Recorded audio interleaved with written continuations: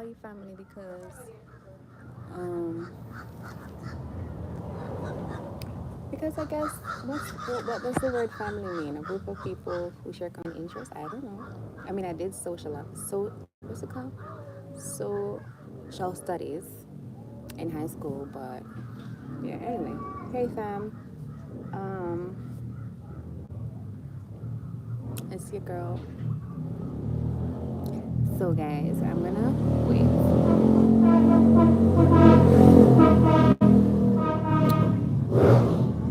I'm gonna hooks out this coconut flesh. Well, it's not really flesh, it's actually very thick. And then I know we're gonna try to spoil it a bit, but let me show you, right? So here's the coconut I've had a day. So I woke up today and it wasn't like a very smooth day. Today was not very smooth rising. This wasn't a very smooth rising. It was one of those tower moment, right? Not really tower moment. It was more like a uprooting type of rising, right? And then, all that was happening, and I decided to go somewhere with my brother. And so we ended up going on this really fun adventure, and I got a bunch of coconuts. I'm trying to take it out. It's kind of hard to take out, but I don't know. Maybe there's a method or something, like a technique. I got a bunch of coconuts. I got pomegranates. I got mangoes. I got sugar cane. I got like a whole bunch of stuff, y'all. All I was trying to do, my brother is going somewhere, and I said I want to come. Well, I actually wanted to go on the road to buy food, but anyway, let's take out this coconut flesh and let's see.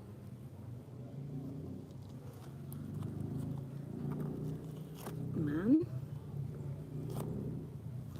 I think it's hard to come out because it's not like really soft. It's not like soft because this coconut is old, so we're getting all that wisdom, right? I mean, we kind of are, I feel like sometimes we do eat food and it shares a lot of stuff with us, and sometimes we maybe not be able to look at all that. Like, it's so milky on my hand. All I'm doing is trying to take the skin out, and it's so milky. You could use this to make coconut milk. This is what you use to make coconut milk. Hi everyone. Right? Let me tell you how you make coconut milk with this. Right? You get the coconut. It has to be like this thick, right? Or older. The thicker, the better when you're making coconut milk. And you just blend it with water, and then you strain it. You blend it, strain it, and that's how you get coconut milk. And you can even get coconut oil from that as well. But I need to sit.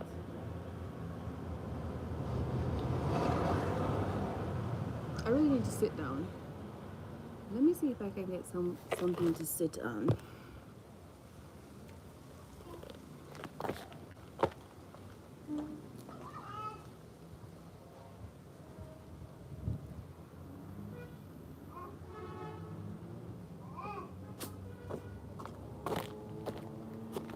Truth is,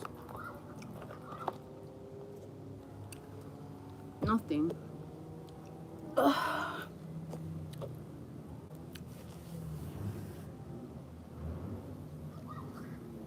I can't get nothing to sit on. So anyway,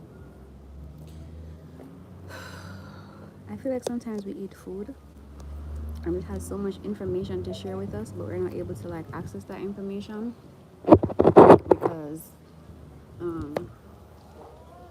don't know, maybe we're not clear enough to get that information.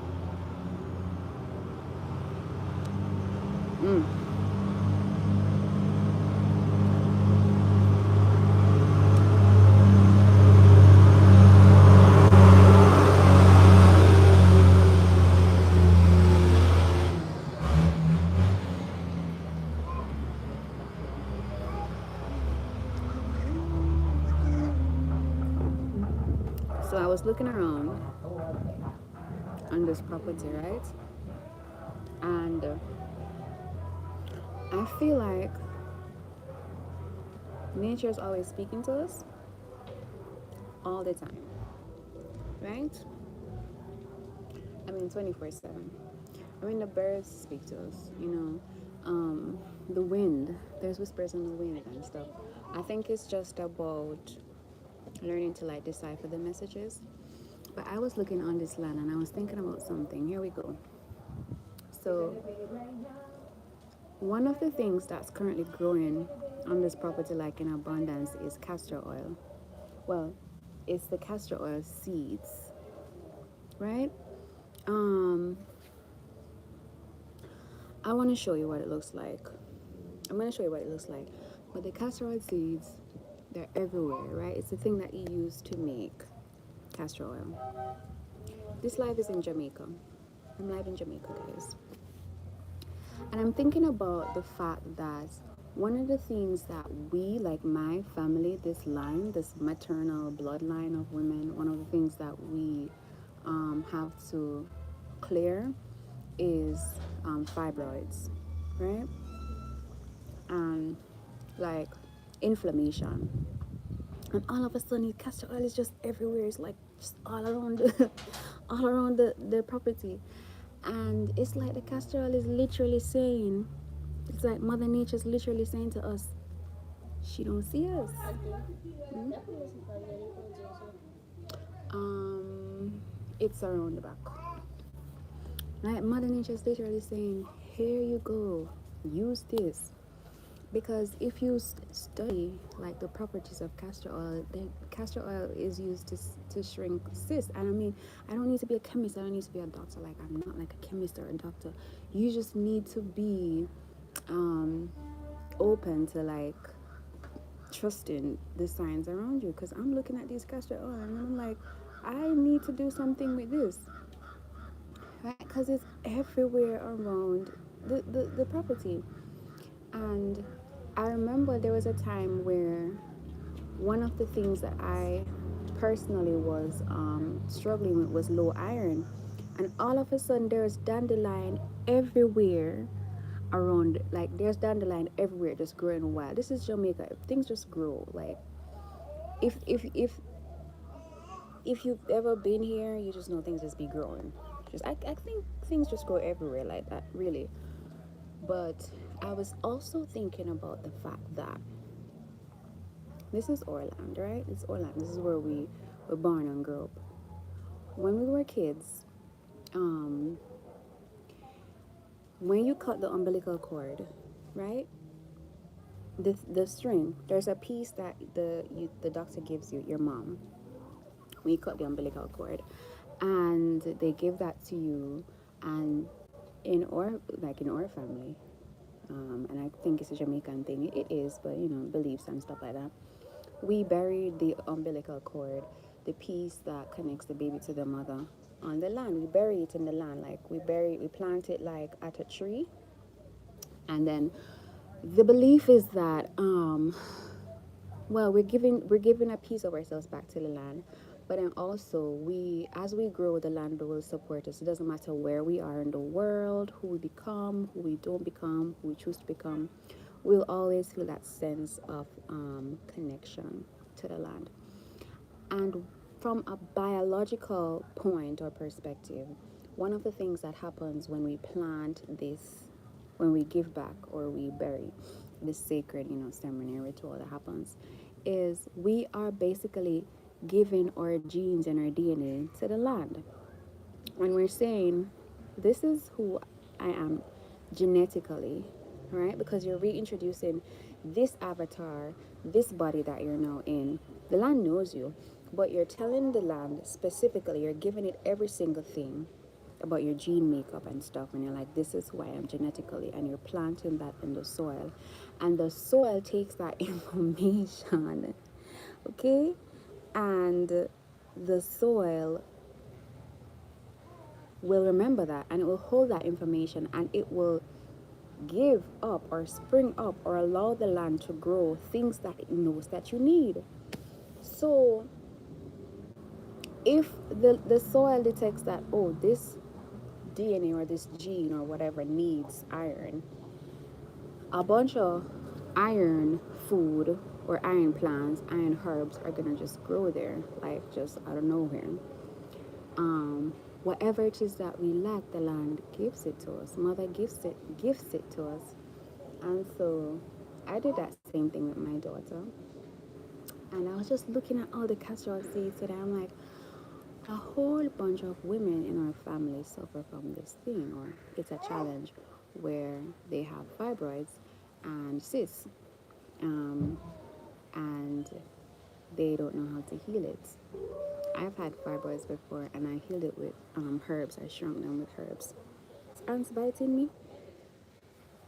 Shrunk them with herbs. So, guys, we just gotta listen to the land. Let me show you the. I want to show you the. Yo, this was so good. A whole good idea. I'm gonna show you.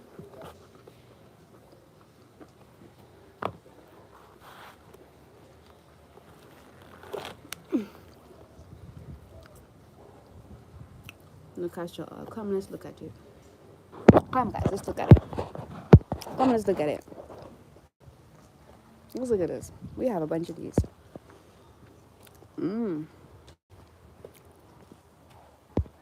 Let's look at this.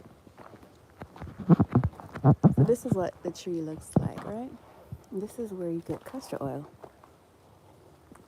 See that? See that? We have mangoes. We have mango trees here. But there is so much.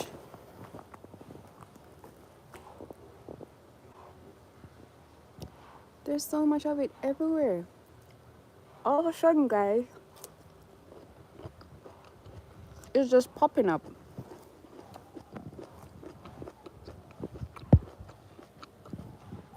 Right?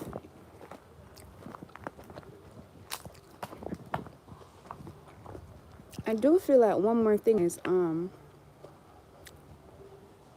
Mother Nature knows what we want based on like what's happening.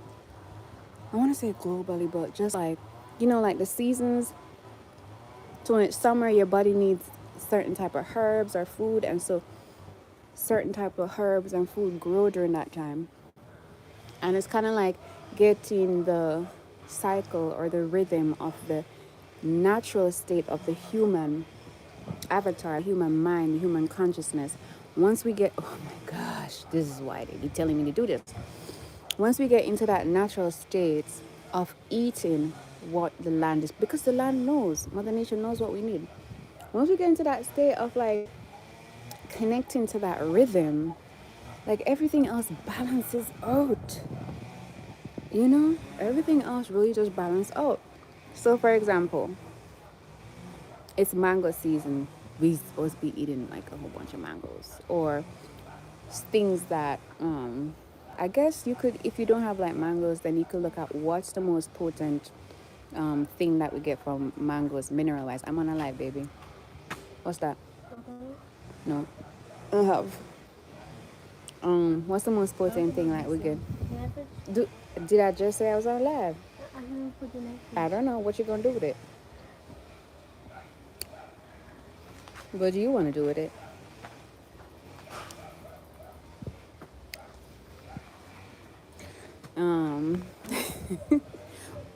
So we eat with eat with the land, you know. Yeah, I think that's a good place to start. This sentence, like, gets connected to, let's find it. Observe nature and the way that it operates and the things that it's gifting to us. Each season, follow the seasons, but follow it not from like a calendar perspective or point of view.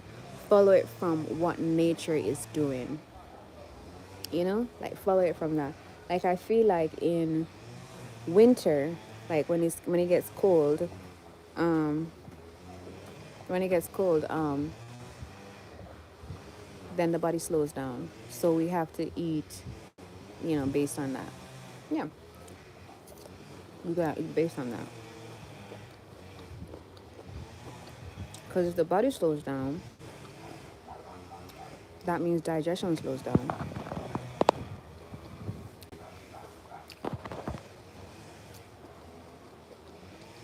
Right? Yeah.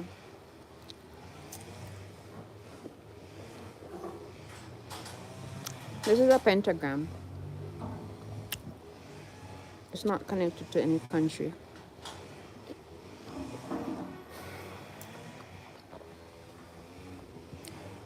Where you going?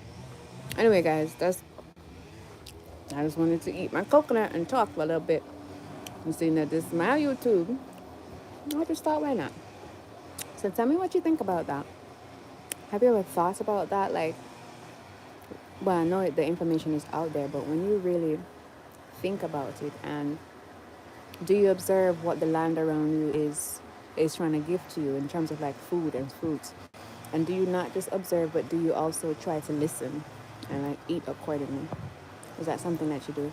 Let me know in the comments, and see you next time. Have a beautiful, lovely day, and sending you lots of love and good energy from Jamaica. Bye bye.